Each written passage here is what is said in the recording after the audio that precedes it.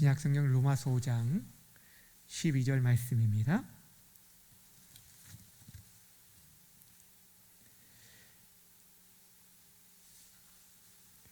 다 찾으셨으면 한 목소리로 함께 읽겠습니다. 로마서 5장 12절 말씀.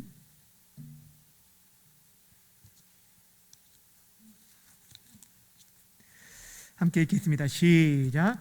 그러므로 한 사람으로 말미암아 죄가 세상에 들어오고 죄로 말미암아 사망이 들어왔나니 이와 같이 모든 사람이 죄를 지었으므로 사망이 모든 사람에게 이르렀느니라. 아멘.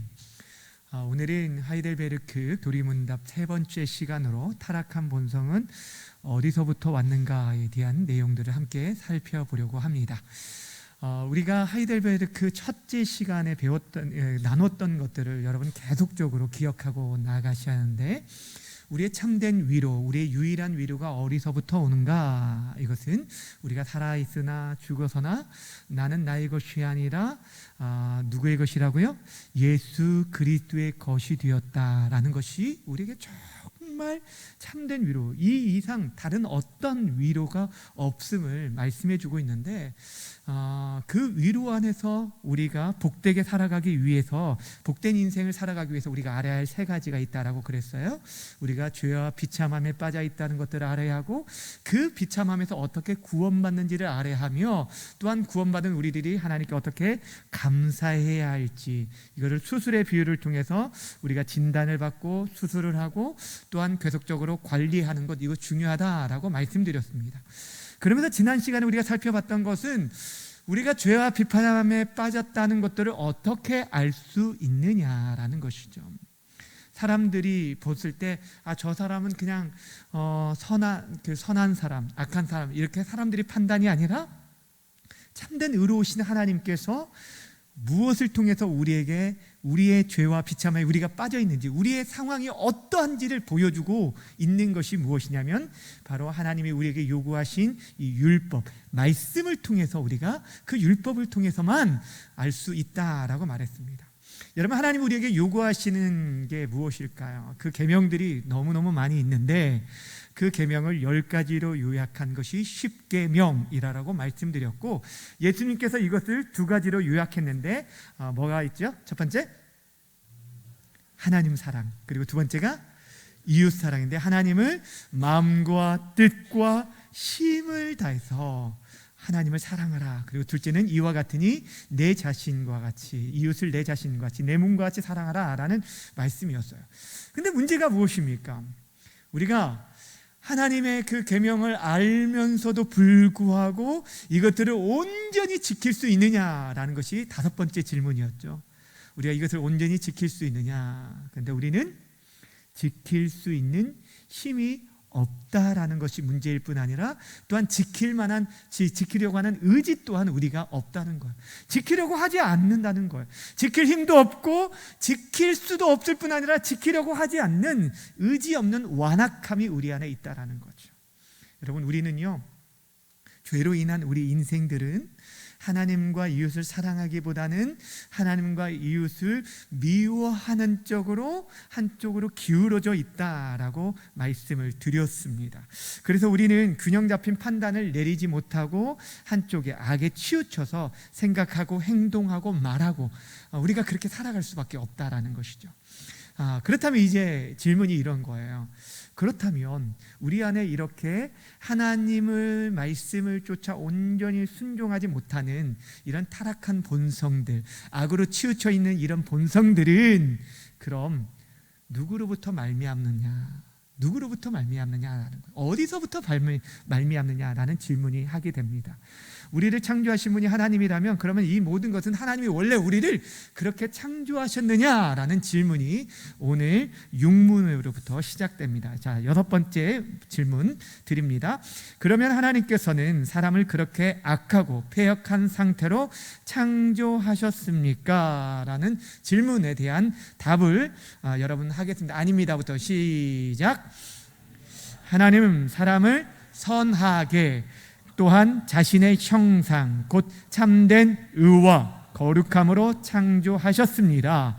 이것은 사람으로 하여금 자신의 창조주 하나님을 바르게 알고 마음으로 사랑하며 영원한 복락 가운데서 그와 함께 살고 그리하여 그분께 찬양과 영광을 돌리기 위함입니다. 자, 육문에 대한 답을 보면은 우리를 어떻게 지으셨는지에 대한 내용과 그렇게 지으신 목적에 대해서 설명하고 있습니다. 우리를 크게 두 가지로 창조해 주셨다고 말씀했는데 선하게 창조했고 또한 우리를 하나님의 형상대로 창조했다라고 말씀하고 있어요. 타락한 본성은 하나님으로부터 비롯된 게 아니에요. 하나님 우리를 처음에 창조하실 때 어떻게 창조하셨다고요? 선하게 창조했다는 거예요. 여러분, 선이라는 것이 무엇입니까? 선이라는 것은 우리가 생각할 때 좋은 것, 이것이 선이다라고 말하는데, 사실 어떤 사물이나 사람이 직면하고 있는 어떤 필요를 채워주는 데 있어서 그것이 유용하고 도움이 되어질 때 이것을 선하다고 해. 다시 말씀드리면, 쉽게 설명하면 이런 거예요. 여러분, 이 마이크가 있어요. 이 마이크가 창조된 목적이 있어요. 지어진 목적이 있어요. 그 목적에 맞게 잘 쓰임 받으면 이것이 뭐냐면 좋은 거예요. 선한 거예요. 마이크는 목소리를 증폭시켜서 여러분들에게 잘 들리게 하는 것, 이것이 목적이 있어요. 우리가 가지고 있는 핸드폰이 있습니다. 이 핸드폰이 카메라도 너무너무 잘 돼요. 너무너무 잘 되고 그 음악도 잘 틀어지는데 통화가 안 돼요. 그러면 이 핸드폰 좋은 핸드폰일까요? 아닙니다. 핸드폰이 원래 목적은 통화에 있어요. 그러니까 이 핸드폰이 좋다라는 것은 통화가 잘 되어질 때 핸드폰이 좋다라고 말하는 거예요. 그러니까 그 본래의 목적에 맞는 것, 이것이 선하다는 거예요. 하나님이 세상을 창조하셨습니다. 일주일 동안, 6일 동안 창조하셨을 때 그 날짜마다 하나님께서 창조하시면서 하신 말씀이 뭐냐면 하나님이 보시기에 좋았더라라고 말씀하고 있어요. 이 좋았더라는 단어가 히브리어로 토부라는 이 단어인데 선하다라는 단어예요. 선하다. 그러니까 좋았다라는 단어가 선하다라는 이 단어인데, 하나님께서 지으신 것들이 다 하나님의 창조의 목적에 맞아서 좋았다라고 말씀하셨어요. 그리고 나서 제일 마지막에 사람을 지으시고 나서 그 모든 것들이 창조된 것들을 보시고 나서 심히 좋았더라라고 말씀하셨어요. 그리고 이 좋았다라는 단어가 창조의 그 모든 과정 속에서 7번이 등장하는데, 여러분, 히브리 사람들에게 있어서 7이라는 숫자는 어떤 숫자입니까? 완전 숫자예요. 그러니까 하나님이 만드신 그 모든 것이 완전하게 선했다. 그러니까 우리 사람들도, 여러분, 원래 하나님께서 창조하신 첫 번째 사람은 완전한 선한 존재였다라는 것들을 말해주고 있고요. 두 번째는 하나님께서 사람을 선하게 만드시고 또 어떻게 만드셨다고요? 누구의 형상? 하나님의 형상, 하나님의 모양과 형상대로 창조했다라고 말하는데, 사실 하나님은 영이시죠. 보이지 않죠. 우리의 어떤 이런 모습이, 하나님이 이런 모습, 우리 지금 가지고 있는 이런 모습인가, 이게 아니라 하나님의 속성을 닮은 존재, 하나님과 영적인 교제를 할 수 있는 영적인 존재로 창조되어졌다. 이것이 하나님의 형상대로 창조되었다는 거예요. 여러분, 하나님의 속성이 있습니다. 하나님이요, 가지고 계신 속성이 있는데 그 가운데 하나님만이 가지고 있는 속성을 비공유적 속성이라고 하고, 우리 인간에게 어느 정도 주신 공유화된 속성이 있어요. 예를 들면 이런 겁니다. 하나님은요, 영원하신 분이에요. 하나님은요, 전지하시고 전능하신 분이에요. 이거는 비공유적 속성이 하나님만이 가지고 있는 속성이에요. 근데 하나님이 선하심과 그분의 거룩하심과 공의로우심과 사랑과 지혜, 이런 것들은 우리 인간에게도요, 하나님과 같지는 않지만 우리들에게도 허락해 주셨어요. 이것을 공의적인 속성이라는, 그것을 우리가 닮았다는 거예요. 죄로 인해서 하나님의 그 형상들이 깨어졌지만 완전히 깨어진 것이 아니라, 완전히 소멸된 것이 아니라 그 잔재가 우리 안에 남아있어요.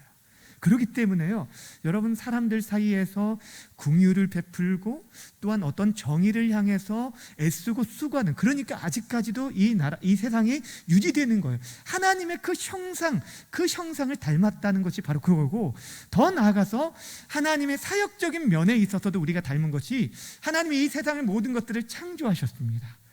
창조하시고 그 모든 것들을 다스리도록 우리 인간에게 일임하셨습니다. 그리고 그것을 감당할 만한 사명 또한, 능력 또한 우리에게 주셨어요. 아담에게 그것들을 이름을 지을 수 있도록 하시고 그것들을 다스리고 정복할 수 있도록 그런 사명들을 주셨는데, 이것이 바로 하나님의 형상을 닮은 것들을 말씀해 주고 있는 것입니다. 왜 하나님께서 그러면 그렇게 우리를 선하게 창조하셨고 하나님의 형상을 닮은 존재로, 하나님의 모양을 닮은 존재로 창조하셨을까? 우리가 하나님과의 영적인 교제를 하고 우리의 삶을 통해서 그분을 반사하고 드러내는 삶을 살도록 하셨느냐? 이것은 그 이유가 오늘 여기 보시면 두 번째 부분에 나와 있는, 육문의 두 번째 부분에 나와 있는 답이에요. 제가 그대로 다시 읽어드릴게요. 이것은 사람으로 하여금 자신의 창조주 하나님을 뭐하고?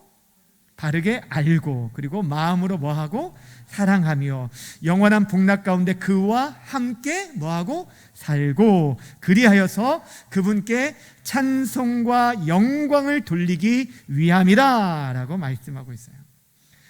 인간이 하나님이 하나님 되심을, 우리가 하나님이 아닌데 하나님이 우리에게 그 모든 것들을 맡기시고 다스리게 하셔서 대리 통치자로 이 세상에 우리를 불러주시면서 우리는 하나님을 드러내고 하나님이 하나님 되심을 높이고 하나님 아버지 되심을 인정하며 고백하며 그분과 영적인 교제를 하며 그분께 영광 드리며 살아갈 수 있도록 우리를 지으셨어요. 하나님의 형상대로 지으셨다라는 것입니다.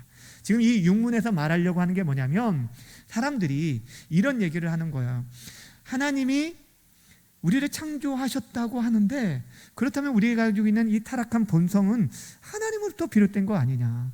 우리가 자녀들을 막 야단치고 그러면 엄마가 나를 이렇게 낳았잖아 라고 따지는 그런 아이들과 같이 우리들이 그럴 수 있는데, 그런데 하나님께서는 우리를 원래 창조하실 때 어떻게 창조하셨다고요? 선하게 창조하셨다.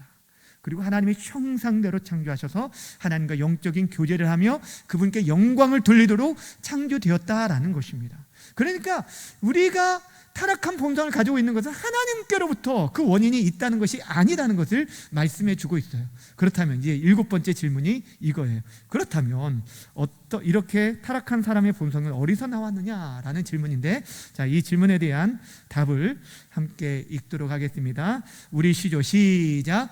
우리 시조 하와가 낙원에서 타락하고 어디서요? 불순종한 데서 왔습니다. 그때 사람의 본성이 힘이 부패하여 우리는 모두 죄악 중에 잉태하고 출생합니다. 모든 인생이 죄악 중에 잉태하고 출생하게 되었다. 바로 원죄에 대한 설명입니다. 여러분, 우리의 이 불순종한 그런 타락한 본성은 어디서부터냐? 하나님께로부터 비롯된 것이 아니라 우리의 시조 아담과 하와의 불순종으로 말미암아 오게 되었다라고 말하고 있어요. 로마서 5장 12절, 오늘 우리가 읽은 본문 말씀을 다시 한번 읽도록 하겠습니다. 시작. 그러므로 한 사람으로 말미암아 죄가 세상에 들어오고 죄로 말미암아 무엇이 왔어요? 사망이 들어왔나니 이와 같이 모든 사람이 죄를 지었으므로 사망이 모든 사람에게 이르렀느니라. 자, 이게 여기서 말하는 한 사람이 누굴까요? 누구예요? 아담이죠. 이 한 사람 아담으로 말미암아 죄가 세상에 들어왔고 그 죄로 말미암아 사망이 들어왔는데, 모든 사람이 죄를 지어서 모든 사람에게 사망이 이르렀다. 이것이 성경이 죄된 인생들의 결과, 죄에 대한 결과를 우리에게 말씀해 주고 있는 것입니다. 여러분, 아담의 죄가 뭘까요? 아담의 죄가 뭐죠? 불순종. 예, 정확하게 말해요. 불순종이에요. 이게 아담의 죄. 선악과 따먹은 것, 이거는 죄에 대한 형식이에요.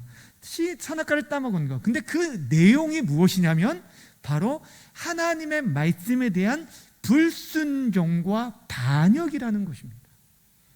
하나님께서 창세기 2장 17절에 선악을 알게 하는 나무 이 동산에 있는 모든 것들이 임의로 내가 먹되 선악을 알게 하는 나무를 먹지 말라. 먹는 날에는 너희가 반드시 죽으리라 라고 하면서 하나님과 인간과의 약속이 이루어지게 됐어요. 하나님께서 말씀하셨어요. 근데 그거에 대한 불순종, 하나님의 하나님 되심을 알게 하는 이 선악과를 먹음으로 인해서 하나님이 하나님으로 인정하지 않고 내가 왕이 하나님이 왕이 아닌 내가 왕이 되려고 하는 그 반역, 이 불순종, 이것이 바로 죄가 되어지는 것입니다. 그래서 아담 이후에 모든 사람들이 그 죄의 영향력 아래 태어나서 원죄를 가지고 태어난 것입니다. 선악과 얘기를 하면, 인간의 타락에 대한 내용들을 얘기하면 수많은 사람들이 이거에 대해서 질문을 해요. 여러 가지 질문들을 해요. 아마 많이 들어보셨을 거예요. 왜 하나님께서 그럼 선악과를 만들어서 인간으로 하여금 죄를 짓게 만들어놨냐? 이게 하나님이 원인 제공자가 아니냐? 그리고 뭐 이 선악과를 따먹었다고 해서 이게 왜 우리를 사망에 처하게 했느냐? 이런 여러 가지 질문들을 하는데, 이에 대한 것들을 여러분들이 이제 신앙생활 어느 정도 하신 여러분들은 그거에 대해서 어느 정도 다른 사람들에게 답변할 수 있어야 합니다. 크게 세 가지 질문을 하는데, 첫 번째, 아까도 말한 것처럼 선악과를 왜 만드셔서 하나님 다 따먹을 거 아셨으면서도 불구하고 왜 만드셔서 인간으로 하여금 이렇게 옥새를 쥐게 만듭니까? 이거 하나님 원인 제공자가 아닙니까? 라고 묻는데, 근데 여러분, 이 선악과는요 우리 인간의 정체성을 알려주는 굉장히 귀한 하나님의 선물이에요. 또한 하나님 우리에게 베풀어 주신 하나님의 배려, 최고의 예우가 이 선악과예요. 선악을 알게 하는 이 나무예요. 여러분, 하나님께서 모든 것들을 다 아담과 하와에게 다스리고 통치하도록 하셨습니다. 여러분, 하나님께서 이 모든 것들을 다 만드셨어요. 그리고 그 모든 것들을 대리 통치자로 누구를 주셨냐면 아담을 주셨어요. 모든 것들을 내가 필요할 때마다 먹는데 딱 한 가지만 하나님 명하셨어요. 무엇이죠? 선악을 알게 하는 나무의 열매를 먹지 말라. 근데 그거를 볼 때마다 나는 창조주가 아니에요. 나는 누구예요? 피조물이에요. 하나님의 피조물이에요. 나에게 있어서 왕은 하나님이심을 고백해. 하나님이 나의 왕이십니다. 하나님이 나의 아버지십니다 라고 고백할 수 있게 만드신 게 뭐냐면 선악을 알게 하는 나무예요. 그러니까 이것은 우리로 하여금 하나님께서 정말 로봇으로 만들지 않고 우리에게 자유의지를 주셨다는 것들을 보여주는 건데, 여러분 생각해 보세요. 하나님이 우리를 그 명령대로만 할 수 있도록 기계적으로 우리를 만들었다고 생각해 보세요. 나머지 모든 자연 만물들은요, 아침에 해가 뜨고 지는 것들, 해가 막 뜨는 데 있어서 오늘은 참 기분이 좀 우울한데 일찍 져야겠다. 오늘은 기분이 좋은데 하루 종일 떠 있어야겠다. 그래서 하루 종일 떠 있는 게 아니에요. 그건 기계적으로 늘 한 바퀴 돌게 되고, 지구도 태양 주위를 돌게 되어 있고, 하루에 자전을 하고 공전을 하고, 이렇게들 기계적으로 다 반응을 하는데, 우리 인간은요 하나님의 명령에 대해서 100% 완전히 순종할 수 있는 힘도 주셨지만 그렇지 않을 반역할 수 있는 것도 주셨어요. 여러분이요, 애를 키우셨었잖아요. 다 자녀들 키워보셨지만, 자녀를 키우는 것과 인형을 그냥 가지고 있는 것과는 비교가 할 수 없어요. 똑같은 아이의 모습이 있다고 할지라도요, 인형은요 더 편해요. 때도 안 써요. 기저귀도 갈아줄 필요도 없고, 돈도 들어가지 않아요. 돈 달라고도 하지 않고, 막 그 밤에 잠 이런 것들 없어요. 전혀 없어요. 그렇다고 이 인형, 아이를 버리고 인형을 대신 키우는 사람은 없다는 거예요. 아이가 때론 불순종해요. 명령할 때, 우리가 말할 때 부모의 말도 듣지도 않고 또 공부도 하지 않고 여러 가지 어려움들도 있을 수 있어요. 그러나 그가 자발적 순종을 통해서, 자신이 가지고 있는 자유의지를 통해서 자발적 순종을 통해서 애쓰고 공부하려고 노력하고 부모의 말씀에 순종하려고 노력할 때, 이것이 부모의 기쁨이 되잖아요. 하나님이요 우리에게 주신 자유의지를 가지고 우리가 자발적 순종을 통해서 하나님과 영적인 교제를 나누기를 원하셨던 거예요. 그런데 그가 하나님께서 주신 이 귀한 특권을, 하나님의 하나님 되심을 인정하지 않은 거예요. 그러니까 사람들이 질문하죠. 두 번째 질문이 이런 거예요. 그까지 선악과 먹었다고 그가 나 따먹었다고 인생을 사망에 처하게 할 수 있느냐라고 생각할 수 있는데, 여러분 그런 게 아니에요. 단순히 선악과를 따먹었다는 그게 아니라 하나님의 명령 앞에 불순종하고 반역한 것이 문제가 되어주는 거예요. 이것은 이런 거예요. 여러분, 생명 되신 그분을 떠난 것인데, 마치 물고기가 내가 그깟 물속에서 좀 나왔다고 해서 나를 죽일 필요까지 있나? 내가 죽어야만 하나? 이렇게 말하는 것과 같은 거예요. 왜냐하면 하나님은 하나님이셔요. 근데 그 하나님이 하나님 되심을 인정하지 않고 내가 왕이 되고 내가 하나님같이 되려 했던 이 반역은 정말 가장 큰 죄고, 하나님을 떠난, 생명을 떠난 일이기 때문에 이것은 죽을 수밖에 없는 일이었다는 거예요. 그리고 세 번째 질문이 사람들이 많이 하는 질문 중에 하나가 무엇이냐면, 다른 사람, 남이 한 죄를 왜 나까지 죄인 취급하느냐라고 얘기하는 거예요. 아담이 범죄했는데 왜 우리가 원죄를 가지고 태어나게 만들었느냐, 이거는 너무 부당한 것 아니냐라고 말합니다. 그런데 여러분, 아담은 남이 아니에요. 인류의 대표로 하나님께서 세워준 자예요. 여러분, 우리나라가 1910년에 한일합방이 되어졌죠. 그 당시에 우리가 오적이라고 말하는 이제 이완용을 비롯한 그들 통해서 이 나라가 팔리게 되었습니다. 그러고 나서 그 조약을 맺어짐으로 말미암아서 어찌할 수 없이 이 땅에 살고 있는 대한제국에 속한 사람들은 다 일제 치하에서 고통할 수밖에 없었다는 거. 우리 의지와는 상관없이. 이것이 대표 원리예요.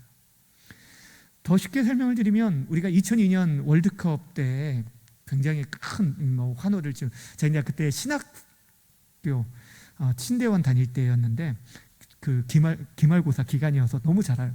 도서관에서 막 공부하다가 와 소리나 막 다 내려가지고 막 했던 시기 기억이 나는데, 그때 4강이 우리하고요 어디였냐면 스페인하고 경기였어요. 그리고 마지막에 승부차기로 결정이 났는데, 그때 제일 마지막에 우리나라 키커가 누구였냐면 홍명보 선수였어요. 기억나시나요?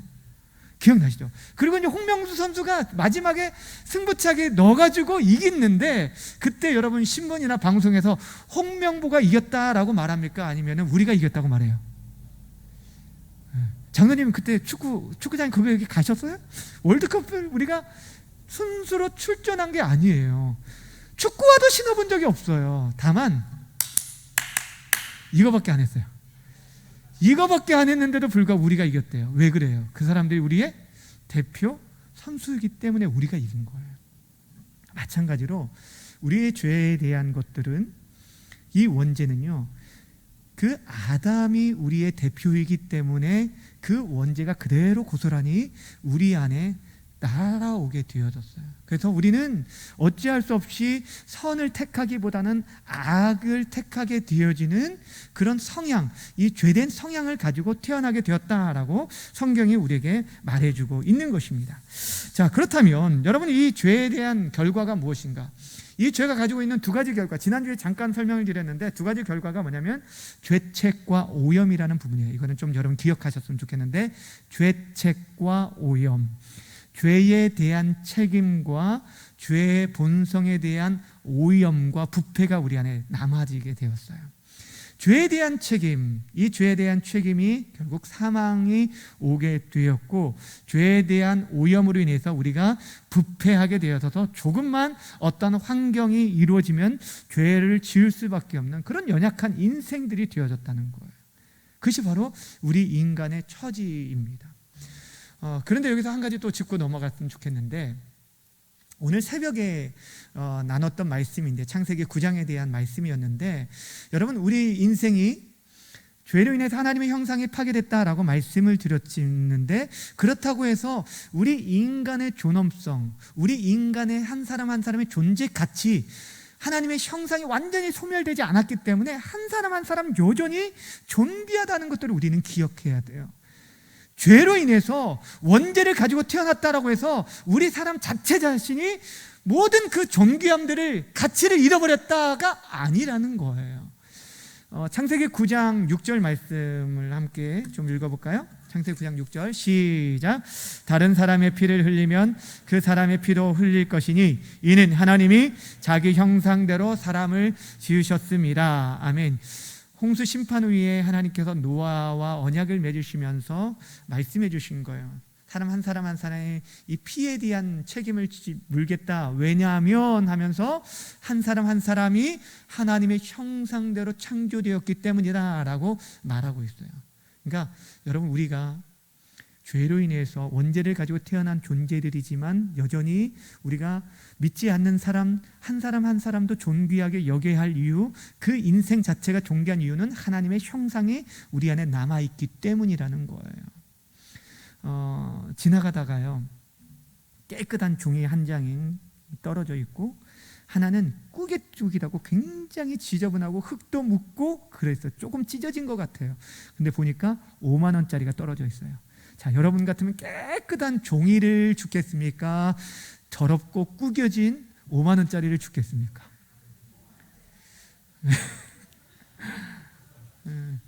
물어보는 게 바보죠. 그렇죠? 전 당장 주세요. 말도 안 해요. 네. 왜냐하면 우리가 구겨져 있어도 그 안에 가치, 그 존재 가치가 귀하다는 거예요. 우리 인생들이 그렇다는 거예요. 너무너무 귀하다는 거예요. 그런데 이제 중요한 게 무엇이냐면, 우리 인생이 이제 8번 문항이 무엇이냐면, 그렇다면, 자, 8번 문제, 이제, 질문 제가 합니다. 그렇다면, 우리는 그토록 부패하여 선을 조금도 행할 수 없으며, 온갖 악만 행하는 성향을 지니고 있습니까? 라고 얘기하고 있어요. 자, 이거에 대한 답을 여러분 정확히 읽으셔야 돼요. 시작. 그렇습니다. 우리가 하나님의 성령으로 거듭나지 않는 한 참으로 그렇습니다. 여러분, 선을 행할 능력이 우리 안에 없어요. 아니, 목사님, 그 선한 사람들, 믿지 않는 사람들 있는데요, 여기서 말하는 선은 하나님이 원하시는, 하나님이 보실 때 선을 말하는 거예요. 하나님 기뻐하시는 선을 행할 그런 능력이 우리 안에 없다라고 성경은 말하고 있어요. 없다라고. 그 증거들을 성경을 통해서 먼저 두 군데를 찾아보도록 할게요. 시편 14편 3절 말씀 함께 읽겠습니다. 시작. 다 치우쳐 함께 더러운 자가 되고 선을 행하는 자가 없으니 하나도 없다. 선을 행하는 자가 없으니 하나도 없다라고 말하고 있어요. 인간에 대해서 이렇게 얘기하죠. 노아 홍수 심판 때 하나님께서 심판하시기 전에 6장에서 또 심판하시고 나서 8장에서 동일하게 얘기하는 것이 이 내용이에요. 6장만 한번 살펴볼게요. 창세기 6장 5절 말씀 시작. 여호와께서 사람의 죄악이 세상에 가득함과 그 마음으로 생각하는 모든 계획이 뭐하다고요? 항상 악할 뿐임을 보시고. 이것이 지금 죄로 인한 우리의 상태라고 말해주고 있어요. 우리의 상태가 이렇다는 거예요. 선을 행할 능력이 우리 안에 없습니다. 우리가 선을 행한다라고 하는 것은 결국에 그것이 우리의 이기적인 우리 자신을 드러내고 나타내려고 하는 것이지, 정말 하나님이 기뻐하고 하나님이 즐거워하시는 그런 존재 목적에 맞는 그런 선을 이룰 수 있는 사람은, 선을 행할 수 있는 사람은 아무도 없다는 것들을 성경이 우리에게 말씀해 주고 있습니다. 자막에는 없지만 욥기서 14장 4절에서도 누가 깨끗한 것을 더러운 것 가운데 낼 수 있으리까 하나도 없나이다 라고 말했어요.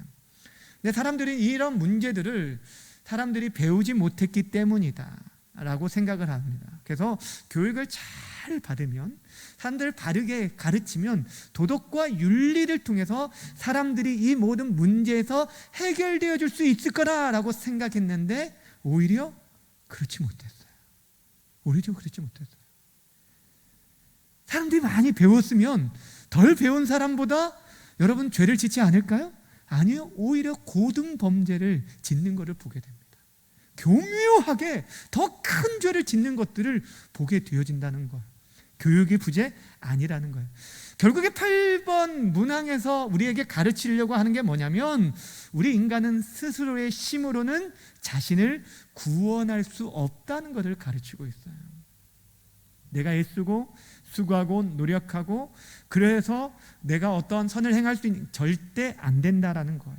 그래서 외부로부터, 우리 안에서가 아니라 외부로부터 우리를 돕는 자, 우리를 구원할 구원자, 중보자가 필요하다는 것을 성경이 이제 앞으로 계속적으로 말해주고 있어요.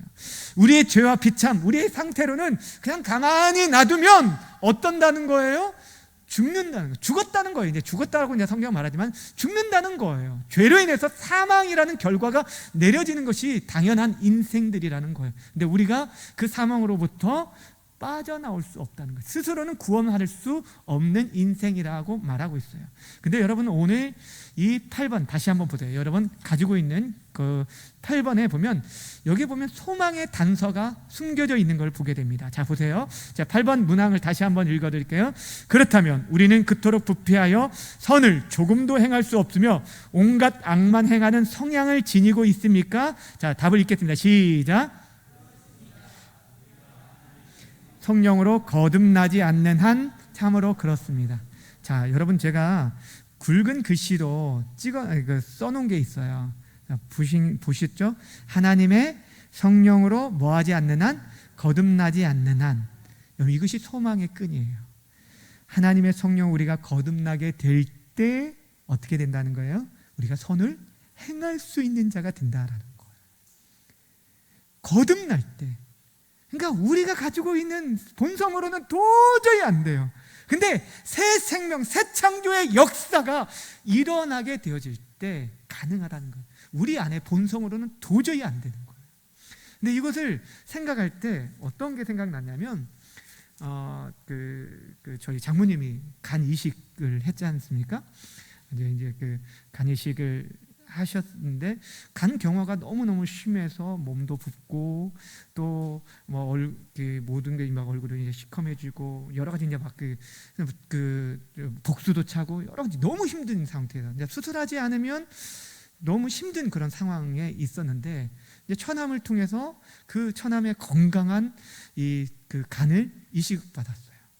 그러니까 그 본인이 가지고 있는 간의 기능이 아닌 처남을 통해서 받은 어떤 간이에요? 건강한 그 간이 제 기능을 발휘했는데 신기하게 그 수술을 다 받고 태어난 이후부터 몸이 완전히 이전과는 다르게 회복이 되어지는 거예요. 몸도 붓지도 않고 복수도 차지 않고 이 얼굴 색깔도 다시 원래대로 돌아오고 제 기능을 발휘하는 거예요. 이게 무슨 말이냐면 우리의 본성으로는요 선을 행할 수 없어요. 새 생명 되신 예수님의 보혈로 인해서 우리 안에 뚫고 들어오신 그 새 창조의 역사가 있을 때만이 우리가 하나님이 기뻐하시는 삶을 살아가고 선을 행할 수 있는 자가 된다는 거예요. 여러분 그 일들을 누가 이루셨냐면 둘째 아담 되신 예수님께서 행하셨어요. 여러분 첫사람 아담 안에 모두가 속해 있어요. 태어나자마자 우리는 그 유전, 죄의 유전을 통해서 원죄를 가지고 태어나고 그 안에 있으면 사망, 죽음에 처할 수밖에 없는데 둘째 아담으로 이 땅에 오신 인류의 둘째 아담, 대표로 이 땅에 오신 예수님 안에 거하게 되면 그분으로 인해서 새 생명을 얻고 영원한 생명을 얻게 되는데 이 첫사람 아담에 속했던 인생들이 둘째 아담 대신 예수님께 옮겨가는 것, 이것이 바로 구원이에요. 그리고 그 일들을 성령 하나님께서 우리의 마음에 역사하셔서 믿음을 주셔서 우리로 하여금 하나님께서 행하신 계획과 예수님께서 이루신 그 구속의 사역을 믿음으로 말미암아 우리에게 새 생명의 역사, 이식이 간 이식이 이루어진 것처럼 우리 안에 새 생명의 역사가 이루어지게 된 거예요. 로마서 5장 19절 말씀, 21절 말씀 함께 보겠습니다. 함께 읽을까요? 시작. 한 사람이 순종하지 아니함으로 많은 사람이 무엇이 됐어요? 죄인이 된 것 같이 한 사람이 순종함으로 많은 사람이 의인이 돼. 여기서 한 사람, 두 번째 한 사람은 예수님을 말하는 거죠. 21절도 함께 보겠습니다. 시작. 이는 죄가 사망 안에서 왕노릇한 것 같이 은혜도 또한 의로 말미암아 왕노릇하여 우리 주 예수 그리스도로 말미암아 무엇에 이르게 해요? 영생에 이르게 한. 할렐루야. 여러분 이것이 참 중요합니다. 결국에 우리가 거듭날 때 이 모든 것들이 가능함, 성령 거듭날 때 가능함을 말씀해 주고 있습니다. 사랑하는 여러분, 오늘 말씀은 그렇습니다. 하나님께서 우리를 타락한 본성대로 창조한 게 아니라 하나님은 원래 우리를 선하게, 그리고 하나님의 형상대로 창조를 하였습니다. 그러나 아담의 죄로 인해서 우리 안에 타락한 본성이 자리하게 됐고, 이로 인해서 우리는 하나님이 기뻐하시는 선을 행할 수 없는 전적 무기력, 전적 무능력, 부패함을 가지게 되었습니다. 빠지게 되었어요. 이런 소망 없는 인생들에게 하나님께서 소망을 우리에게 주셨는데, 예수님이 우리의 구원과 소망으로 이 땅에 오셨습니다. 여러분, 우리가 첫 시간에 나눴던 것처럼 우리의 인생의 참된 위로, 유일한 위로는 나는 나의 것이 아니라 누구의 것이라고요? 누구의 것이라고요? 예수 그리스도의 것. 이것이 우리에게 진정한 위로가 되어지는 것은 그분 안에 있을 때만이, 그분 안에 거할 때만이 우리가 영원한 생명을 누리게 되기 때문입니다. 사랑하는 여러분, 우리에게 이미 허락하신 그거 모든 구원의 역사, 그것이 은혜임을 기억하면서 다시 한번 우리가 받은 구원의 은혜에 감사하며 감격하며 살아갈 수 있는 우리 모든 성도님들 다 되시기를 주님의 이름으로 간절히 축원합니다. 기도하겠습니다. 참 좋으신 하나님 아버지, 감사합니다. 하이델베르크 교리 문답을 통해서 우리의 유일한 위로, 참된 위로가 오직 예수 그리스도의 것이 되었다는 사실로부터 비롯됨을 다시 한번 가르쳐 주신 것 고맙고 감사합니다. 우리 자신에 대해서 하나님 아버지 철저히 절망하게 하시되 우리의 소망 되신 구원으로 오신 예수님으로 인해서 새 생명 주셨음을 알게 하시고 그 은혜 감사하게 하시고 다시 한번 잃어버린 하나님의 형상을 온전히 회복하여서 하나님께만 영광 돌리며 하나님의 하나님 되심을 인정하며 높이며 깊이 교제하며 함께 동행하며 살아갈 수 있는 우리 모든 성도들 다 될 수 있도록 인도하여 주옵소서. 주님을 더욱 사랑하는 우리 모든 성도들 되게 하여 주옵소서. 예수님의 이름으로 기도하옵나이다. 아멘.